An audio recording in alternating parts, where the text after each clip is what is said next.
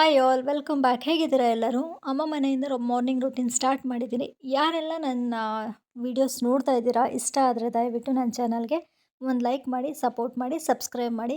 So ಇಲ್ಲಿ morning ರೂಟೀನ್ನ start ಮಾಡಿರೋದ್ರಿಂದ tiffin ಎಲ್ಲ ಮುಗೀತು, ಕೆಲಸ ಎಲ್ಲ ಮುಗೀತು. ಒಂದು ನಾನ್ ವೆಜ್ ರೆಸಿಪಿ ಶೇರ್ ಮಾಡ್ತಾ ಇದ್ದೀನಿ. ಮೀನು ಸಾಂಬಾರು, ಹುಳಿ ಅಂತಲೂ ಹೇಳ್ತಾರೆ ಕೆಲವರು.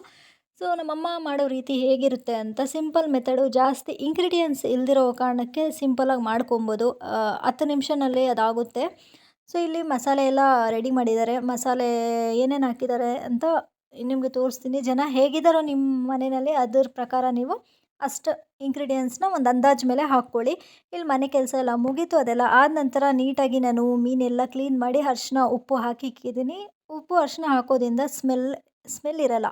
ನಿಮ್ಗೆ ಯಾವ ಮೀನು ಬೇಕು ನೀವು ಯೂಸ್ ಮಾಡ್ಕೊಬೋದು. ಇಲ್ಲಿ ಮಸಾಲೆಗೆ ಒಂದು 4 ಟೊಮೆಟೊ, ಒಂದು ಈರುಳ್ಳಿ, ಕೊತ್ತಂಬರಿ ಸೊಪ್ಪು, ನಂತರ ಬೆಳ್ಳುಳ್ಳಿ ಇಷ್ಟು ಐಟಮ್ ಹಾಕಿ ರುಬ್ಕೊಂಡಿದ್ದಾರೆ. ಉಪ್ಪು ಖಾರ ಬೇಕಂದರೆ ಇದರಲ್ಲೇ ಮಿಕ್ಸ್ ಮಾಡ್ಕೊಬೋದು, ಇಲ್ಲ ಒಗ್ಗರಣೆಗೂ ನೀವು ಹಾಕ್ಬೋದು. ಇಲ್ಲಿ ಹುಣಸಿನ ರಸ ಎಷ್ಟು ಬೇಕೋ ಅಷ್ಟು, ನಿಮ್ಗೆ ಹುಳಿ ಹೇಗೆ ತಿಂತೀರೋ ಹಾಗೆ. ಅದೆಲ್ಲ ಆದ ನಂತರ ಇಲ್ಲಿ ಕಲರ್ ಪೌಡರ್ ಹಾಕಿದ್ದಾರೆ. ಅದೆಲ್ಲ ಆದ ನಂತರ ಇಲ್ಲಿ ಒಂದು ಪಾತ್ರೆ ಇಕ್ಕಿದ್ದಾರೆ. ಪಾತ್ರೆಗೆ ಎಣ್ಣೆ ಹಾಕ್ಕೊಂಡಿದ್ದಾರೆ. ಎಣ್ಣೆ ಜಾಸ್ತಿ ಇದ್ದರೆ ಚೆನ್ನಾಗಿರುತ್ತೆ. ಸ್ವಲ್ಪ ಕರ್ಬೇವಿನ ಸೊಪ್ಪು, ಈರುಳ್ಳಿ, ಸಾಸಿವೆ ಎಲ್ಲ ನಾರ್ಮಲ್ ಹಾಕ್ದಂಗೆ ಅದೆಲ್ಲ ಹಾಕಿ ಸ್ವಲ್ಪ ಗೋಲ್ಡನ್ ಬ್ರೌನ್ ಆದಮೇಲೆ ಮಸಾಲೆ ಹಾಕಿದ್ದಾರೆ. ಮಸಾಲೆ ಚೆನ್ನಾಗಿ ಅದು ಎಣ್ಣೆ ಬಿಡೋವರೆಗೂ ಕಾಯಿಸ್ಕೊಂಡು ಈ ಥರ ಕುದಿ ಬರಬೇಕು. ಕುದಿ ಬಂದಮೇಲೆ ಮೀನು ಹಾಕಬೇಕು. ಮೀನು ಹಾಕಿ ಜಾಸ್ತಿ ಕಾಯಿಸೋ ಅವಶ್ಯಕತೆ ಇಲ್ಲ, ಯಾಕಂದರೆ ಮುರಿದೋಗುತ್ತೆ ಮೀನು.